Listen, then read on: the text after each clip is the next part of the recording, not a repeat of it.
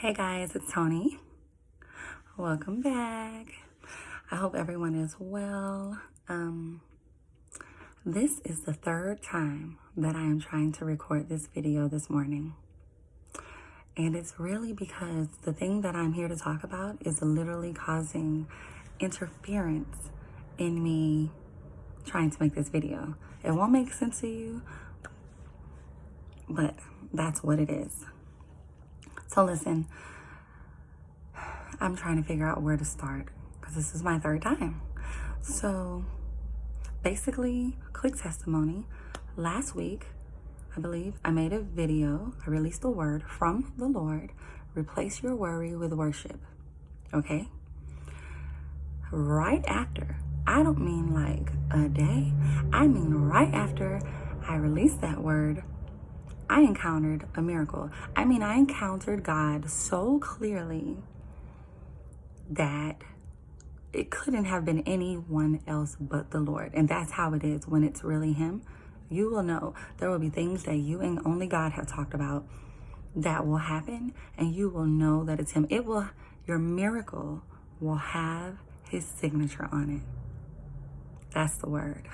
Your miracle will have God's signature on it.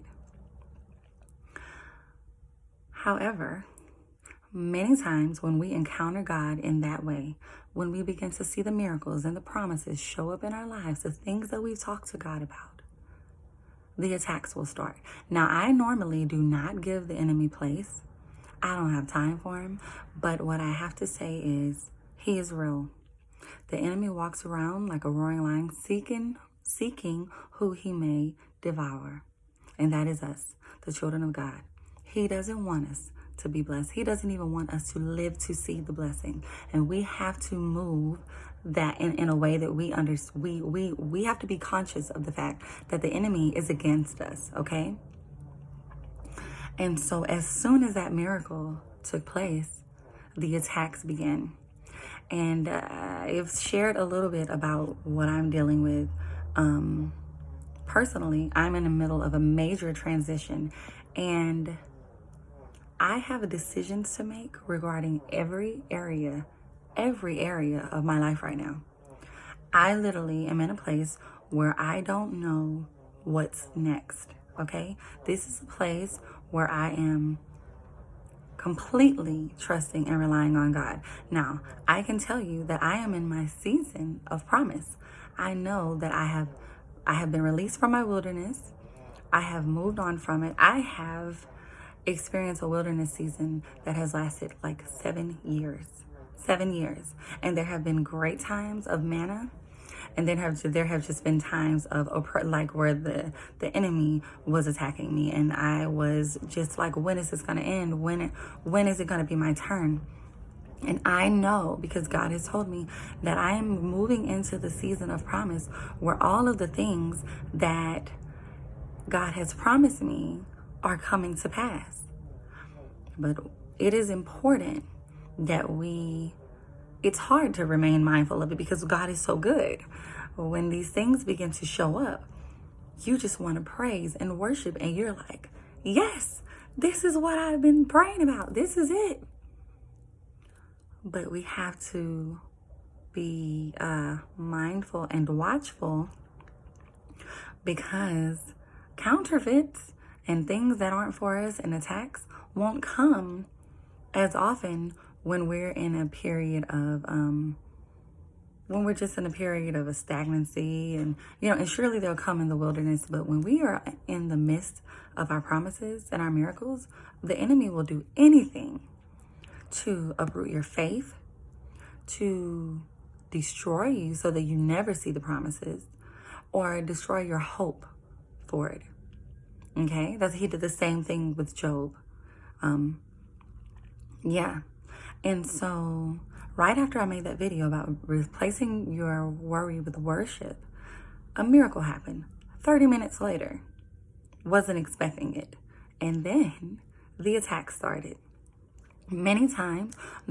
All of the time, when you are prophetic, the things that you go through and encounter are not just for your own processing and drawing you closer to God, but it's so that you can have real, true compassion and empathy for the people within your sphere of influence, you know?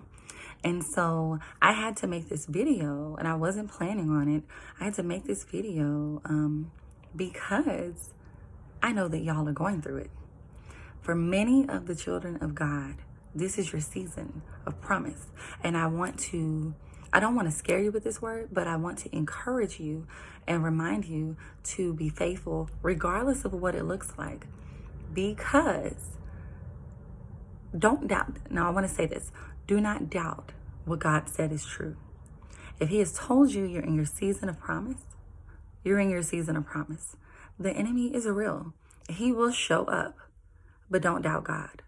He is not a man that he should lie. Do not doubt God. Quick testimony. After the encounter happened, knew it was God. I had previously made a decision regarding a move that I just knew was God. It was God. I was just like, this is so perfect. The door is just open. I was like, wow, this has to be God. It's the perfect timing. Yada, yada, yada. It looked like God, right? Then, after that word was released, the attack started. And what it looked like was, many times the attacks will look like your past. You will start to feel things and question things that you once have. Now, it's important to know the difference. There are some times when we feel things out of fear because you're afraid of you're afraid of things reoccurring that have occurred in your life before. So it feels like it's too good to be true. And that's fear. Sometimes it's because we haven't completely healed from something. Now, don't be discouraged if you haven't been completely, if you still wrestle in your flesh with feelings from your past, fears, it doesn't mean you won't walk into your promise. Don't believe that. That is also a lie from the enemy. It just means that you have to seek God and for the truth. But the enemy will always throw in your face the things you've been through before, whether it's, for me, it's abuse, sexual abuse, harassment, those things. And so though that could be that. But then there are other times, on the other hand, there are other times when you are spot on about your feelings, and it's this gut feeling, and you can't even explain why you feel that way. Like, you've been healed from something, you don't even really think about it that much. It's not a thing. But then these feelings start to show up, this gut feeling. And many times we will talk ourselves into a decision, into doing something, because at the time you can't see what's wrong with it. You're like, why wouldn't I do it? It looks perfect. It's exactly what I need. It's the perfect timing. Everything is panned out. But then there's this feeling inside. Trust that feeling. Trust it. Listen, I'm in this place that I'm in. The attack for me isn't necessarily the thing or the people that I have to encounter, but the attack is on my emotions, because I and my daughter have had to endure so much in this area, and it has kept me up all night and crying all day and night, because here it is, God's telling me this is my season of promise. Here it is, I have to make a decision within a week, and I don't know what I'm going to do, because it looks like the perfect thing, but then I'm feeling like don't do it. But here it is, it feels like time is running out. And for me, that's a big deal. I told you guys a few weeks ago that I had a dream where my favorite watch, the face of the watch fell off. So I picked it up, I put it back on, and it fell off again. Remember that God's timing is the only timing. If you are walking in alignment with God, His timing is the only timing. And that's what God was trying to tell me in that dream. When the children of Israel were escaping Egypt, the Egyptians and Pharaoh were behind them. And the only thing before them was Moses and the Red Sea. Listen, they had to trust that as they approached the promise, things would open up. And believe me, their timetable probably felt a whole lot shorter than mine or yours. When you are threatened to be massacred by an army of savages, time feels really small. Feels like you're running out of time. But as they trusted God and approached the promise, the Red Sea opened up. Now, if they would have stayed stagnant and stopped moving, they would have never witnessed the miracle of a sea parting for them. And they knew it was God, because as soon as they walked through it, the seas merged again right behind them. God had his signature on that miracle. Okay? And so I felt like I had to make this word, because when you're in your season of miracles, or you have decisions to make, there will many times be an attack on your mind, on your emotions. You will call into question, is this really God? It is God. But it is also the enemy trying to steal every promise that God, if he can see that you have, the enemy saw that miracle that happened for me last week. And that's when he pulled out all the stops, because he was like, it has begun. She's walking into it. She's excited. Let me just plant this here so that she's discouraged. Because if I can get her to never continue walking into them, then I can at least have victory over that. Remember that the wheat and the tare, they got to come up together. With a naked eye, we can't tell a wheat from a tare. You can't. Grass, some weeds look like healthy grass. They're weeds. You won't know until you pull it up. Casting down imaginations and every thought that opposes the will and word of God. Those, and that's me paraphrasing in a way for this word. But you have got to uproot every thought and imagination that is contrary to what God has told you in secret, in private. Okay? In the name of Jesus Christ, you have to do it. If you want to see the promises of God in your life. This has been, it is very possible to be in the best and worst of times at the same time. And I say that all of the time. It's from a book, The Tale of Two Cities, that I probably read in middle school. But it's so true. I mean, even with the pandemic and everything that's going on in the world, things are horrible. There are mudslides and fires, roaring all over the earth. Animals and people are dying innocently for the most wicked of acts. And we're in the middle of a pandemic that's taken the lives of so many people. But still, we can see so clearly the presence of God and miracles happening. And it is the best and worst of times. And when you begin to walk in that season of promise and miracles, your heart is full, because you can see it. You sense God. You feel his presence. You know he's there. You know what he said is true. But then these things will come. These tear. You will see them. Spot them and uproot them. Keep it moving. Keep walking toward the Red Sea, because it will part for you. But I had to share that because I have just been in I'm going to be honest with you.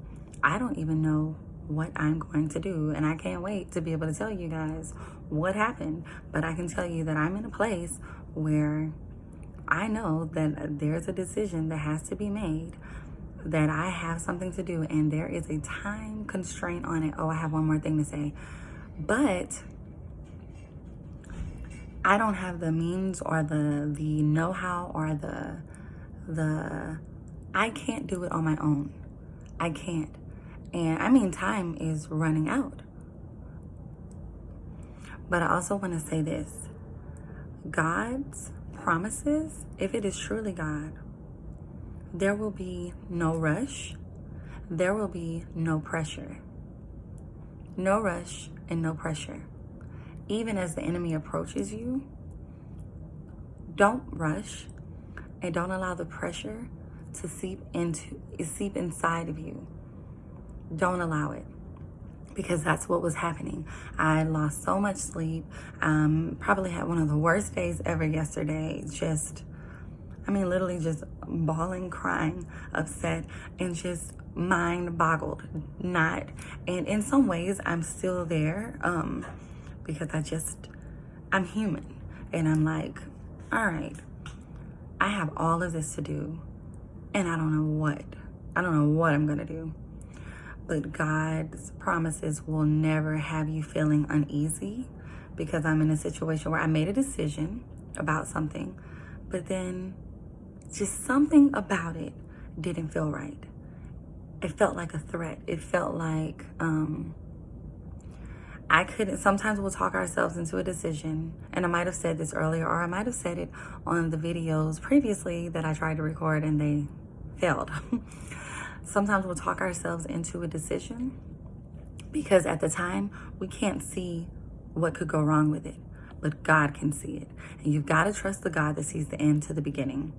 At the time when I made the decision last week, it looked perfect. It was so perfect. But there was this thing in me and in my daughter too. And it made us both really uncomfortable. And at first I was just like, no, that's just the past. You know what I mean? That's not a thing, And then as it continued, even my daughter was like, no, something's not right. And